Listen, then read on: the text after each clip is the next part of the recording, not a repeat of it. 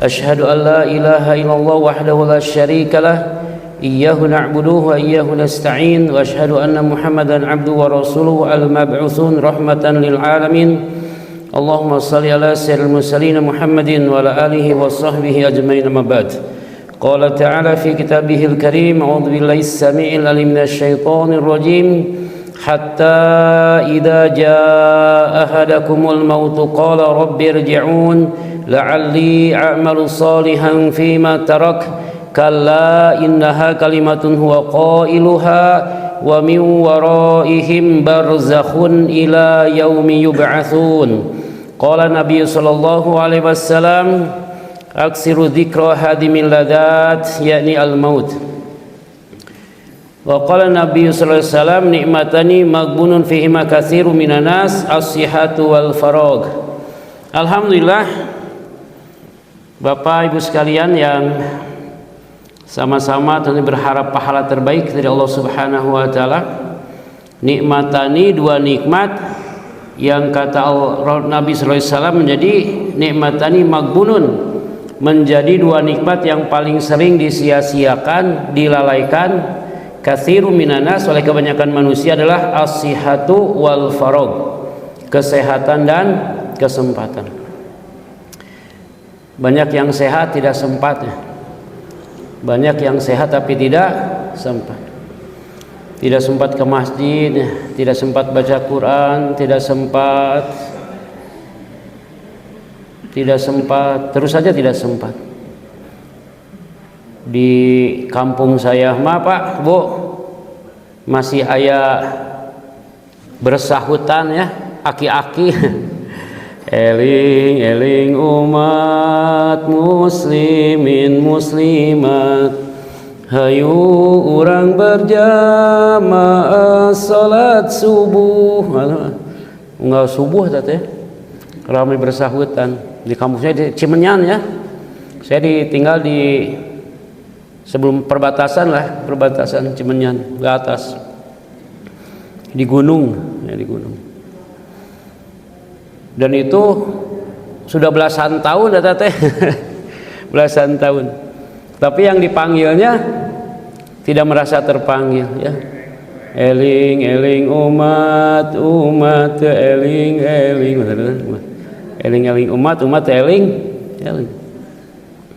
Nah ini menjadi sebuah kesyukuran bagi kita. Asqalus shalah lil munafiq salatul isya was subh walau ya'lamu ma fihi ma la atauhum walau habwan.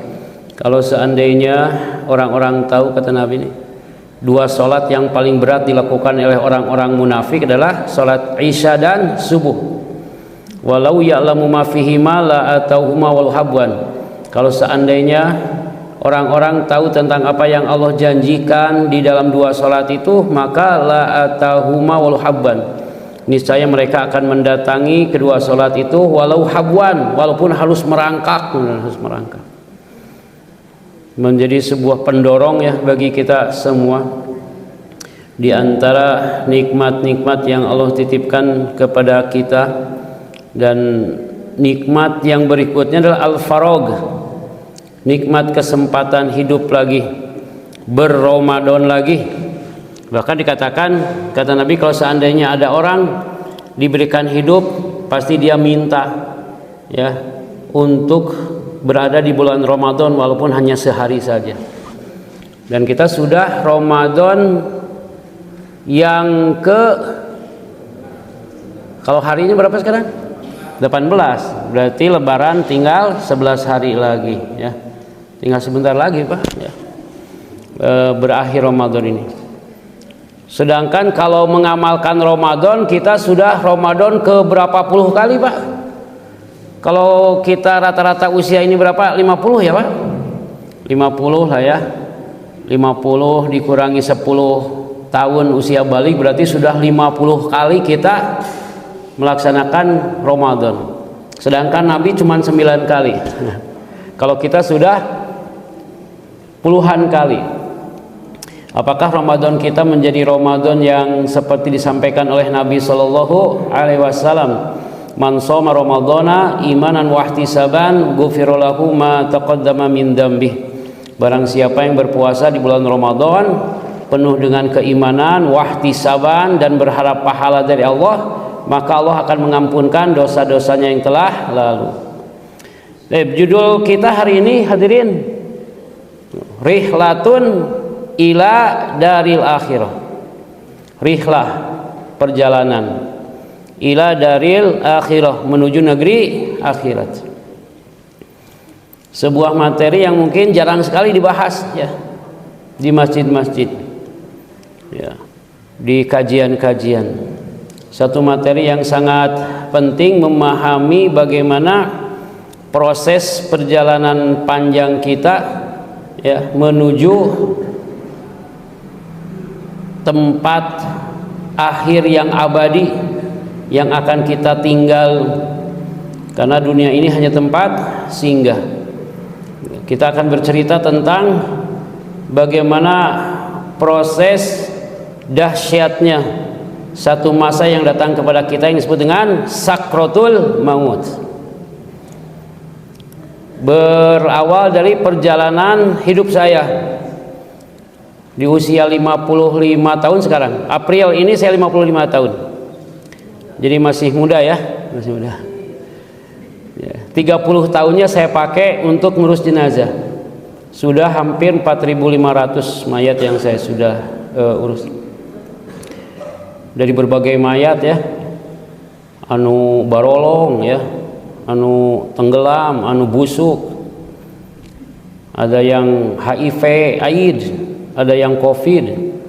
Di COVID saya memandikan kurang lebih 120-an, memandikan mayat COVID. Dan tidak seperti yang kenyataannya kalau di jadi sudah ada jargon mungkin bahwa yang mati COVID itu tidak usah dimandikan gitu kan, cuman ditayamumkan gitu. Padahal di awal-awal COVID bahkan Bapak Ibu sekalian, jenazah COVID teh langsung dibungkus di tempat tidur teh ku kain, masukin ke kantong mayat, masukin peti nanti disemprot gitu ya, ditutup, tas ditutup teh di wrapping kotak mayatnya, si peti mayatnya di wrapping. Kalau ya Pak, kalau memang mati COVID itu menularkan itu bertentangan dengan kenyataannya bahwa COVID itu hanya menular dari proses droplet. Proses droplet. Jadi kalau mayat COVID sedang dimandikan kemudian bersin, misalkan ya, bersin, berarti ada potensi menular ya. Kenyataannya tidak. Bahkan kalau ibu bapak, kenapa saya sampai tergerak itu Pak? Berawal dari pengetahuan, penglihatan saya, ternyata orang-orang yang mati COVID yang di beberapa rumah sakit di kota Bandung ya, rumah sakit besar, itu ternyata dimandikan juga di beberapa rumah sakit, termasuk di rumah sakit Advent, yang akhirnya saya diminta di sana untuk ngurus jenazah. Itu kalau ada mati COVID perempuan Bu, ibu-ibu, yang memandikannya teh supir ambulan. Supir ambulan Pak, dimandikan aku supir ambulan biasa, bari tatoan gitu. Supir ambulannya juga supiran ambulan tembak, itu dimandikan. Kafannya juga gitu nggak tahu syaratnya bagaimana fikihnya ngurus jenazah itu ngeri sekali. Maka akhirnya harus turun ya, terjun kepada permasalahan-permasalahan ini. Ya, banyaklah di pembahasan ini. Seperti kebanyakan kita kalau ngurus jenazah itu, kenapa si mayat itu harus sedekap gitu ya ketika dikafani, padahal tidak ada dalil yang menyuruh sedekap gitu. Meskipun akhirnya ada beberapa ulama yang berpendapat membolehkan bersedekap, membolehkan bahasanya, meskipun aslinya mah lempeng gitu. Lempeng ya kieu gitu. Kenapa harus jadi begini ya? Kalau di sini melakukannya berdasarkan pengetahuan fikih ya mangga, tapi kalau tidak ada maka harus kaji dulu. Kaji dulu dari sudut pandang fikih bagaimana pendapat ulama madhab tentang sedekapnya mayat dulu, barulah kita bisa meregulasi banyak hal. Tapi hadirin rahimakumullah, seperti yang sudah mafhum ya di sebuah ayat yang sering kita dengar, bahkan ya, wa ma khalaqtul jinna wal insa illa liya'budun. Tidaklah aku ciptakan jin dan manusia kecuali untuk menyembah, untuk beribadah.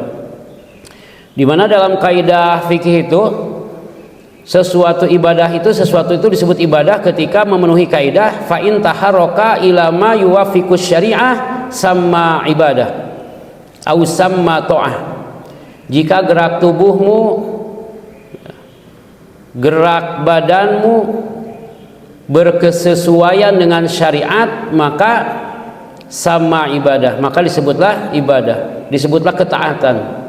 Dan sebaliknya fa in taharraka ila ma yukhalifus syariah sama maksiyah. Dan apabila gerak tubuhmu itu berlawanan dengan syariat, maka disebut maksiat. Dan kemaksiatan di Kota Bandung sepertinya sudah kondisinya sangat mengkhawatirkan. Perzinahan Bu di Kota Bandung Pak ya, semalam itu rata-rata 2.000 orang yang berzina itu. Yang dugemnya itu wah udah belasan ribu setiap malam. Itu yang terdata ya, yang tidak terdata mah lebih banyak lagi. Apalagi sekarang rame kios-kios di pinggir jalan, kios ayam geprek, lotek, tapi tidak jualan ayam geprek, itu jualan lotek, tapi jualan apa? Inek. Jualan inek dan ramadol. Coba Bapak ke Antapani, itu ada kios kecil, lotek, si mana lagi, itu isinya itu Pak jualan narkoba. Setiap pagi, siang, itu sore, anak-anak muda lewat ke sana bertransaksi. Ini mengerikan lagi kemaksiatannya di Kota Bandung itu. Yang terdata, yang tidak terdatanya mah sudah jangan ditanya. Makanya kenapa katanya Kota Bandung sekarang juga pengidap HIV/AIDS tertinggi di Jawa Barat itu. Ribuan orang terkena HIV/AIDS sekarang, anak-anak mudanya, terutama anak-anak muda. Oleh karena itu marilah kita dedikasikan ya, tentunya sisa-sisa hidup kita ini yang tidak tahu esok lusa ya. Minggu lalu saya ngurus jenazah, baru diangkat jadi manajer. Hari Kamis diangkat turun SK, Jumatnya ngasih hadiah ke orang tua, Sabtunya muntah-muntah meninggal ya. Ada dosen senior di Kota Bandung pulang ke rumahnya habis goes ya, duduk di depan istrinya meninggal, padahal yang sakit istrinya sudah 5 tahun ya, meninggal. Tidak tahu apa malaikat itu berkelebatan di sekitar kita ini ya. Maka kita ingin berlindung kepada Allah Subhanahu wa taala dari kematian yang su'ul khotimah. Kita berdoa agar kita menjadi orang-orang yang meninggal dalam keadaan husn. Bagaimana caranya? Kumaha Allah ya. Di mana kumaha bagaimana mah urusan Allah. Tapi kedudukan kita saat itu di depan Allah seperti apa? Ada dalam keadaan maksiat atau dalam keadaan taat? Di Cisaranten ada seorang imam masjid, tara ribut jeung tetangga teh ya. Jarang bicara kalau tidak nggak butuh mah ya. Masya Allah, meninggal ya sebelum Ramadan di rakaat terakhir ketika mengimami sholat Jumat. Ini keren sekali ya. Dan banyak kejadian-kejadian tentunya yang tidak terduga, dan di saat itulah Allah mengembalikan kita dalam keadaan kita seperti apa kehidupan kita selama ini. Baik, jalan panjang kita dimulai dari sini ya. Dari walaqad khalaqnal insana min sulalatin min tin. Perjalanan panjang ya. Kita bertemu, Bapak Ibu bertemu, orang tua kita dulu bertemu ya. Mulai proses ta'arufnya ya, wakuncarnya ya. dengan segala permasalahannya sampai lamaran gitu. Sampai lamaran teh di Indonesia mah raribo nyebutnya raribo. Sampai 2 elap gitu ya lamaran teh barawa sagala. Padahal lamaran tuh ya laki-lakinya saja datang dengan bapaknya cukup itu lamaran ya. Ini lamaran tuh sampai ke waduh siga hajatan ya. Padahal tidak ada syariat itu. Ya, sama orang tuanya saya datang ya, sekeluarga lah ya. Mulai dari pernikahannya, hamilnya, ya, dengan segala kesusahannya sampai kita lahir, sampai kita ada di Masjid Fathul Ummah ini. Di Masjid Fathul Ummah menjadi sebuah kesyukuran kita bisa hadir hingga saat ini. Dan ini menjadi satu yang kata Allah Subhanahu wa taala menjadi nikmat-nikmat yang terus kita sampaikan dan dibuktikan dengan amal-amal terbaik. Akhirnya kita telah melewati masa-masa hidup kita dari balita, kanak-kanak, remaja sampai ada yang 70 tahun, ada yang 80 di sini Pak. Ya, 80. Ibu saya sekarang 94. Masih jalan-jalan, masih baca Quran, masih menghatamkan Quran. Dulunya bareng sama saya, termasuk deadly washer juga, tukang mandiin jenazah. Usia 80 tahun masih memandikan jenazah, Dan sekarang masih ada satu lagi kunci surga ya di rumah saya yang sepuh. Dan ibu harus menjadi bapak jadi kunci surga buat anak-anak kita semua ya. Dan ini menjadi PR ya Bu. Karena hari ini kita kehilangan satu generasi di bawah kita. Ya, saya keliling itu hampir 800 masjid setahun itu, 1.400 jadwal keliling-keliling dari sini saya harus ke Subang ngisi. Di Subang jam 1 sudah harus balik lagi di Antapani ngisi. Sampai asar sudah harus ada di ujung Berung ngisi lagi. Habis sampai maghrib harus ngisi tarawehan lagi. Balik lagi ke bawah ya. Rata-rata 5, kalau hari biasa bisa sampai 7 tempat keliling-keliling. Dan ada yang hilang itu, yaitu generasi di bawah kita. Kita tidak melihat anak-anak kita yang SMP, SMA, kuliah berada di saf-saf depan di masjid-masjid itu Pak.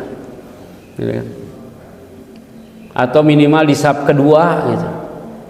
Di saf ketiga juga nggak ada ternyata Pak. Di saf keempat juga ternyata tidak ada. Ini ada masalah dalam kehidupan kita sebagai orang tua ketika ada anak-anak yang sudah balik di rumah kita dan dia tidak ada di masjid. Itu musibah besar Pak. Musibah besar ketika anak-anak kita yang sudah balik ya tidak ada di masjid subuh itu. Ini musibah besar. Saya keliling Pak, rata-rata 800, kalau dikalikan dengan bertahun itu ternyata yang hilang itu ya generasi 20 tahun itu sangat sedikit sekali. Anak-anak paling madrasah sampai SD, udah SD ya sudah, SMP teh hilang, sudah tidak ada lagi ya, masa generasi keemasannya hilang ya. Padahal mereka lah yang kelak akan membawa fathul ummah, kemenangan umat itu adalah di tangan-tangan mereka. Nah inilah kita lihat Pak di gambar ini peta hidup kita. Wa idz akhadha rabbuka min bani adam min zuhurihim dzurriyyatahum wa asyhadahum ala anfusihim alastu bi rabbikum qalu bala syahidna an taqulu yaumal qiyamati inna kunna an hadzal ghafirin. Dulu di alam ruh kita pertama kali berkumpul di depan Allah Subhanahu wa taala dan Allah meminta persaksian dari kita. Alastu bi rabbikum, apakah kalian menyaksikan aku ini Tuhan kalian? Qalu bala syahidna, benar kami menyaksikan engkau Tuhan kami ya Allah. Antaqulu yaumal qiyamati inna kunna hadza ghafilin, agar kita nanti di dunia tidak ngeles, di akhirat tidak ngeles. Ya, tidak beralasan, tidak cari-cari alasan. Makanya diutuslah para nabi dengan risalah-risalah Allah Subhanahu wa taala untuk mengingatkan untuk mengingatkan tugas-tugas kita sampai kita di alam rahim. Wa wassaynal insana biwalidayhi hamalathu ummuhu wahnan ala wahnin wa fisaluhu fi 'amaini an ishkur li wa liwalidayka ilayyal masir. Di kandungan ini masa yang berat bagi ibu-ibu dalam hamilnya, masa kita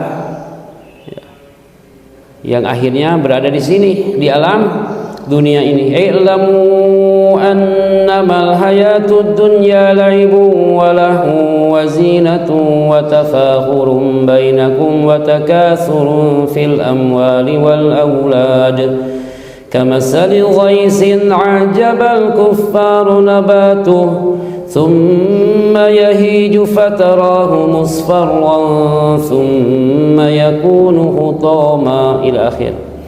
Ilamu ketahuilah annamal hayatud dunya la'ibun walahun. Kehidupan dunia ini hanya senda gurau. Hari Kamis saya ngisi taraweh. Sebelum ngisi itu di ruang DKM ngobrol. Tiba-tiba torojol ketua DKM. Pak Abdul Damang ngobrol. Pak Ustad tarawehna dugi 8.30 cenah 8.30 berarti setengah salapan. Oh insyaallah itu. Saya pikir ya teteh permintaan jamaah gitu. Ternyata permintaan dia saja. DKM pingin sampai 8.30. Ternyata apa? Kick off Pak Ustad Persib kick off Persib aduh masalah gitu. Begitu beres langsung Ustaz tipayun cenah Bapak Baliut ya taraweh sama Persib ya. Kehidupannya cuma senda gurau ya. Memperbanyak ya watakasurun fil amwal, memperbanyak harta. Tabungan Bapak Ibu masih nolnya berapa? Tabungan Bapak sirah? Ibu mau tabungan Ibu nolnya 9 mau nggak? Halo? Bapak mau tabungan nolnya 9? Oh saya mah nggak mau. Udah buat apa nolnya salapan tapi tidak ada depannya. Nolnya unggul salapan. Harta ya, mobil Lamborghini. Saya punya binaan sekarang usianya baru 42 tahun. Mobil Lamborghini-nya 2, Ferrari 2, Velfire, New Santa Fe. Masya Allah 14 mobilnya Pak. Meninggal. Apakah pakai Lamborghini? EPV paling oke. EPV. Ya ambulan di sini Pak? Nggak ada. Ambulan paling EPV Grand Max ya. Tapi kalau mau spesial bisa ke saya. Pak Ustadz ini jenazahnya pingin spesial boleh. Nanti hubungi saya. Nanti saya kasih ambulan VIP ya. Pakai Hyundai H1. Itu lega, tempat duduknya enak, jenazah merasa nyaman. Di luar ada TV juga. Isi perjalanan jauh gitu. Ya nonton TV-nya mah ya yang ikutnya ya bukan jenazah. Di dunia ini ya gitu. Istri, suami, anak-anak kehidupan dia cocokan tama ya. Hanya mainan itu. Gelar sampai para ranjang ya.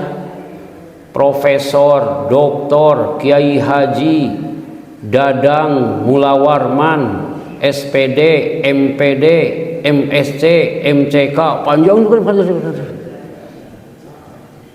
Begitu dipanggil apa?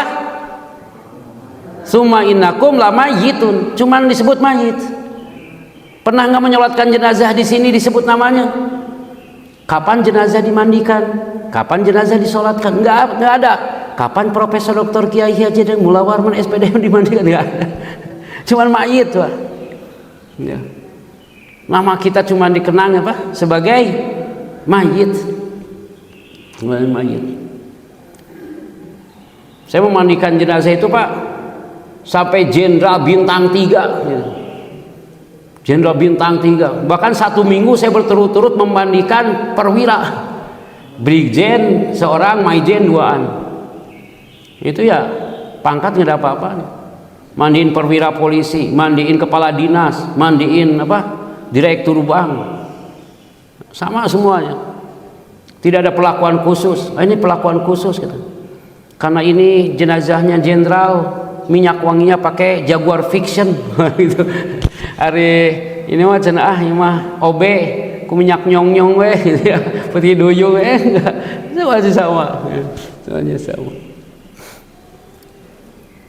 Nah, barulah sampai kita pada saat kematian ke alam barzah, alam mahsyar. Ya. Maka Allah Subhanahu wa taala berfirman, alladzi khalaqal mauta wal hayata liyabluwakum ayyukum ahsanu amala. Dari kehidupan, kenapa Allah, Bapak Ibu sekalian, dalam tafsir disebutkan alladzi khalaqal mauta wal hayat. Kenapa disebut itu al mauta dulu? Tidak hidup dulu baru mati. Alladzi khalaqal mauta wal hayata. Allah menciptakan kematian dan kehidupan. Kenapa tidak hidup dulu baru mati? Kata para ulama tafsir menyebutkan bahwa we are from nothing be someone.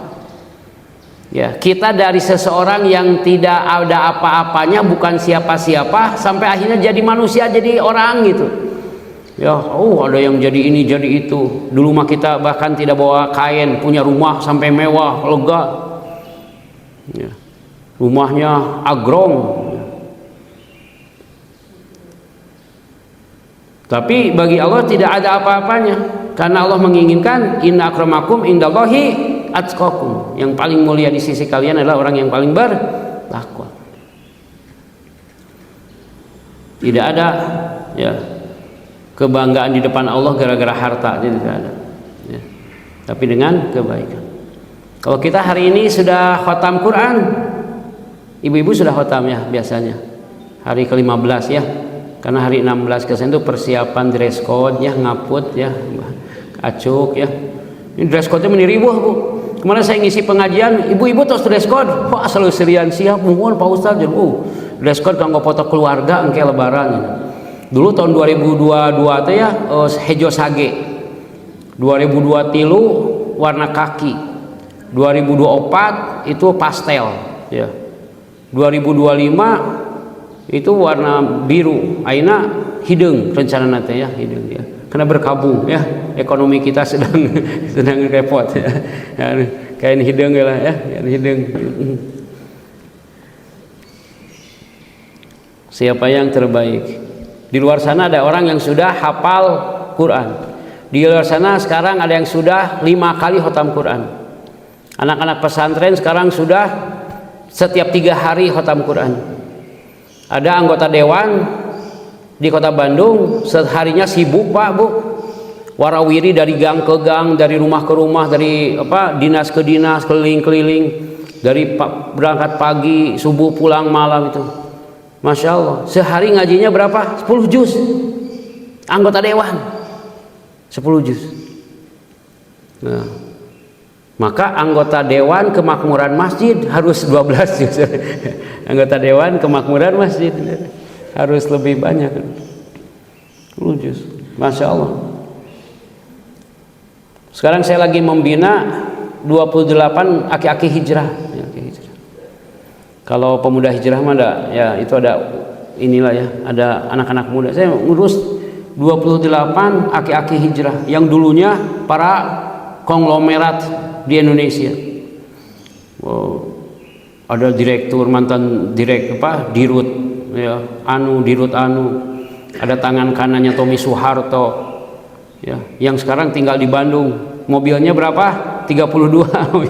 32. Ustaz Hidayat seorang mobilnya aya 5 henteu.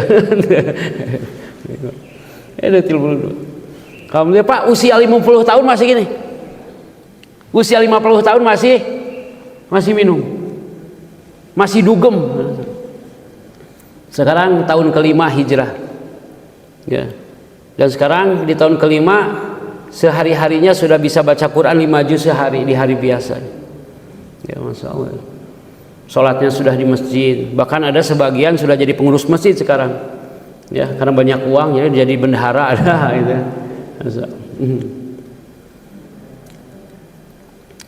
Nah, tapi hadirin, dan tentunya 24 jam berlalu ya. Bahkan Al-Imam Sya'rawi Allahu yarham mengatakan lau nadruka lil hatif kan nazrika lil Qur'an la khatamnal Qur'an syahron marat. Kalau seandainya penglihatan kita kepada HP ini ya, penglihatan kita kepada HP seperti penglihatan kita kepada Al-Qur'an, niscaya kita bisa menghatamkan Al-Quran sebulan berkali-kali. Nah, ini menurut survei terbaru di Kemeninfo ya, Komeninfo, itu orang Indonesia dilihat dari durasi layar yang terpantau di platform HP-HP yang ada, itu dipantau orang Indonesia rata-rata melihat, bukan pegang ya, melihat. Jadi kan si durasi layar itu apa? Terpantau platformnya itu Pak. Berapa rata-rata orang Indonesia melihat HP itu 5,7 jam sehari. 5,7 jam sehari. Gitu. Jadi begitu apa? Intensnya kepada HP itu. Ya.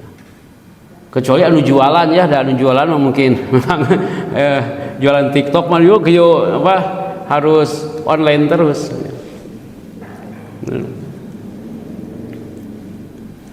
Nah, Allah Subhanahu wa ta'ala berfirman, "Innallaha indahu 'ilmus sa'ati wa yunazzilul ghaitsa wa ya'lamu ma fil arham wa ma tadri nafsum madza taksibu ghadan wa ma tadri nafsum bi ayyi ardin tamut innallaha 'alimun khabir." Ya, sesungguhnya di sisi Allah pengetahuan tentang hari kiamat. Dialah yang menurunkan hujan, mengetahui apa-apa yang ada di dalam rahim. Wa matadri nafsum bi ayyi ardin tamut. Di ujungnya itu, dan tidak ada satupun jiwa yang tahu di bumi mana dia meninggal, kapan. Ya, harus menjadi perhatian bagi kita semua. Ada yang meninggal dalam keadaan sampai lari-lari dikejar malakul maut. Ini videonya saya lupa nggak nempelin video di sini. Ada puluhan video, yang salah satunya adalah ada orang lari-lari ngusir-ngusir gitu tak. Sampai akhirnya terjengkang, kemudian kikituan tak. Sakratul maut. Ada seorang imam di Yordania ketika khutbah Jumat berdiri, kemudian begini, asyhadu alla ilaha illallah wa asyhadu anna muhammadar rasulullah. Meninggal. Masya Allah ya. Karena saya udah banyak sekali menunggui orang yang mau meninggal itu. Dipanggil di Hasan Sadikin, di Rumah Sakit Al-Islam, dipanggil ke Boromius, dipanggil ke Rumah Sakit Islam. Sebelum Ramadan juga saya mentalkin 2 orang, yang satu di Al-Islam, yang satu di Padasuka. Pak Ustadz, ini gimana? Apakah orang tua saya ini harus dibawa ke ICU? Tidak, nanti saya datang. Saya buka matanya, jangan dibawa ke ICU, kasihan. Dimasukin ventilator semuanya.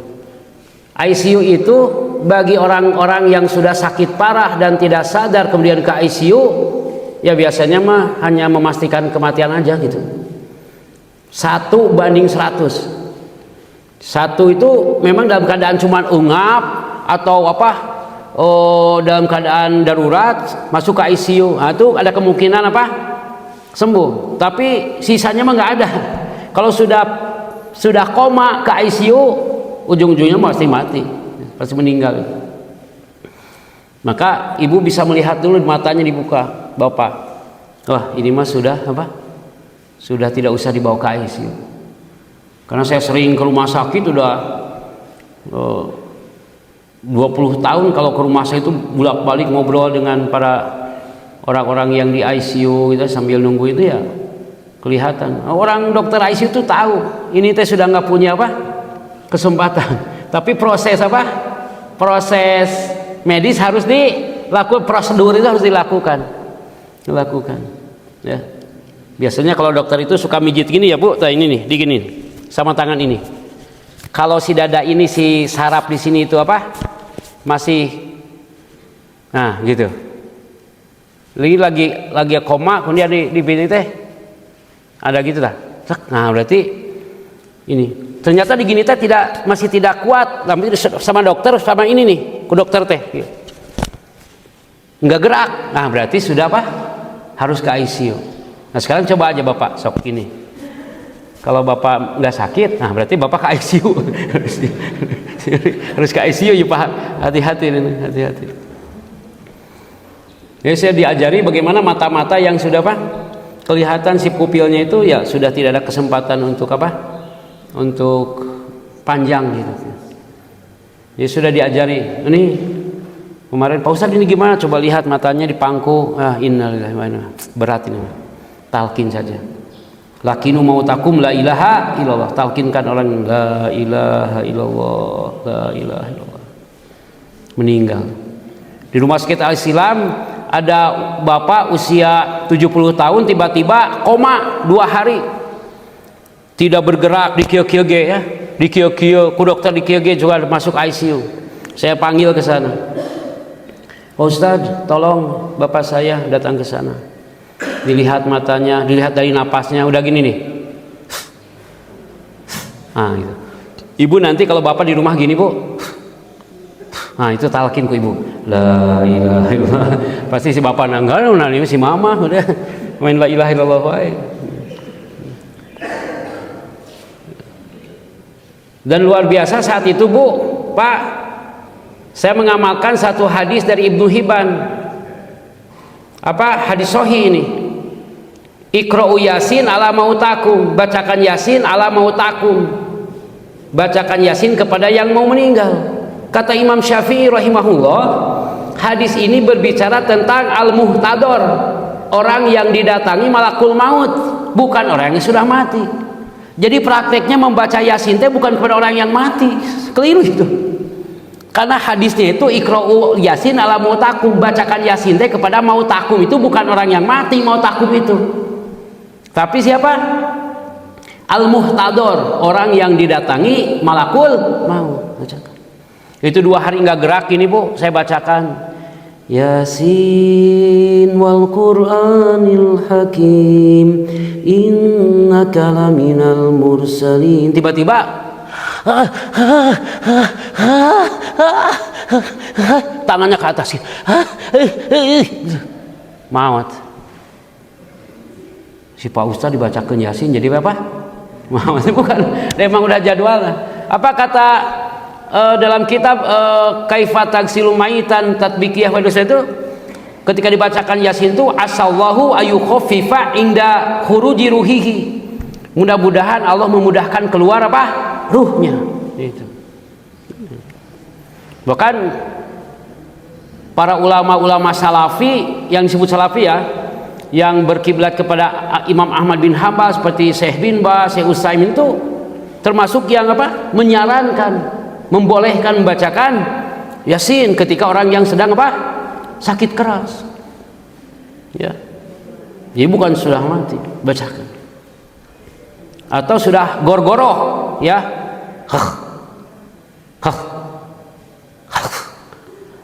Nah itu. Ya. Jadi kalau orang sudah ngorok jangan didiemin, ya. Kalau ada yang ngorok jangan didiemin. Tapi lagi sakit ya, aiker sehat mah ada ngorok nage beda.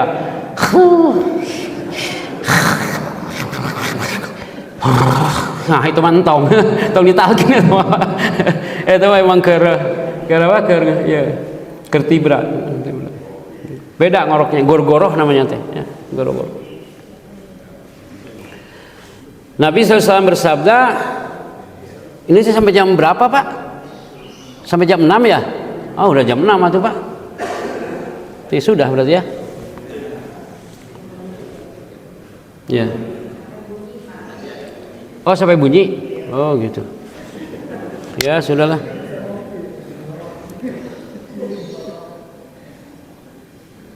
An Abi Hurairah radhiyallahu anhu qala qala Rasulullah sallam aksiru dzikra hadimil ladzat yakni al-maut. Kata Nabi, perbanyaklah oleh kalian mengingat sang pemutus segala rasa. Segala rasa. Bukan hanya nikmat-nikmat makan itu, tapi segala rasa. Rasa bangga, rasa jumawa, rasa sombong, legeg. Tong sararombong pokoknya mah. Yang ibu tidak bisa ngapain sendiri pasti itu. Mun diangkat karena keranda ku digotong ku batur, ya kan? Digotong ke kuburan pakai ambulan nyupirna batur. Dimasukin ke kuburan yang nguburnya juga apa? Batur. Tong sombong. Tong sombong. Di Dago Sukaresmi saya mandiin jenazah meninggal setengah 7 pagi, baru saya mandikan jam 5 sore. Karena DKM-na kalalabur, warganya kalalabur, tidak mau mandiin orang itu, dan orang itu orang yang paling kaya di Dago Sukaresmi. Ya. Sombong, tong boroning salam ngaliwat oge teu tidit-tidit acan gitu. Karena saya kesorean ke sana, saya sholat asar dulu setengah 5 itu, karena perjalanan macet saya beres dipanggil sholat di sana, ternyata ada laki-laki lagi sender. Asa kenal. Geuningan Pak Ustad. Naon? Nggak ibakan di mana? Nu ieu. Pak Ustad cenah. Jelema kitu masih mandi sorangan.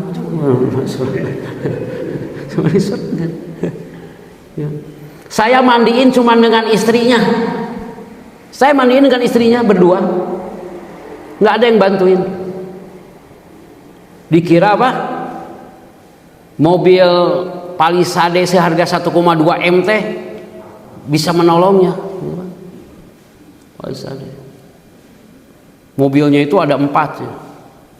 New Santa Fe, Palisade, kemudian Chevrolet Captiva ya, itunya sebagai itunya simpanannya. Sama satu lagi itu yang mobil Hyundai Evo itu yang kecil. Wah, mobil teh macam-macam ya sekarang ya, rame. Hyundai aja, Hyundai Creta, Hyundai Stargazer, Stargazer X, Stargazer Prime, kemudian Hyundai Kino, Hyundai macam-macam lah, Hyundai Wungko teh. Ya. Ya, ini saya tuh mau jadi dealer.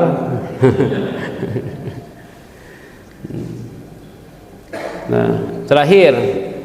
Kalla idza balagatit taraqiya wa qila man raq wa dhanna annahu firaq. Ingat sekali-kali apabila ruh kalian sudah mendesak di taraqi, 2 tulang dada kita di sini. Pas pisan. Begitu sakaratul maut, jadwal kajian juga sakaratul maut. Karena ini mulainya 5:30 tadi tuh ya, warawiri dulu ini ya. Maka wakilah dikatakanlah man, siapakah roh yang bisa menyembuhkan, siapa yang bisa menahan sakitnya kematian. Kata Nabi, la ilaha illallah innalil mauti sakarat. Ketahuilah sesungguhnya di setiap kematian itu ada sakaratnya. Ya, sakarat. Nah, Bapak Ibu sekalian, lalu kebanggaan kita apa? Pakaian kita cuman kain kafan. Yang bagus itu harganya 12.500 sameter. Yang kalau rada ipis itu 8.000 tapi ipis. Aya nu 7.500 oge nya. Anu merek roda terbang eta mah rada heuras. Sok mayit teh ka mayit teh arateul mayit teh sok garetek gitu. Kendaraan kita cuman keranda digarotong. Terakhir rumah kita cuman kuburan, ya. Nggak ada kebanggaan kecuali ini. Tapi itu saja mungkin Bapak Ibu sekalian, ya. Mudah-mudahan kita bertemu di lain waktu, di waktu yang lebih panjang, bercerita lebih panjang, dan bagaimana kisah-kisah yang perlu disampaikan untuk membangkitkan semangat kita lebih baik lagi, menumbuhkan semangat beribadahnya lebih kencang lagi. Mungkin inilah hari terakhir hidup kita, mungkin besok kita tidak bertemu lagi dengan dunia ini. Maka kita berharap menjadi orang-orang yang terbaik, dikembalikan dengan cara terbaik, dalam keadaan yang terbaik. Subhanakallahumma wa bihamdika asyhadu an la ilaha illa anta astaghfiruka wa atubu ilaik. Walhamdulillahi rabbil alamin. Wassalamualaikum warahmatullahi wabarakatuh.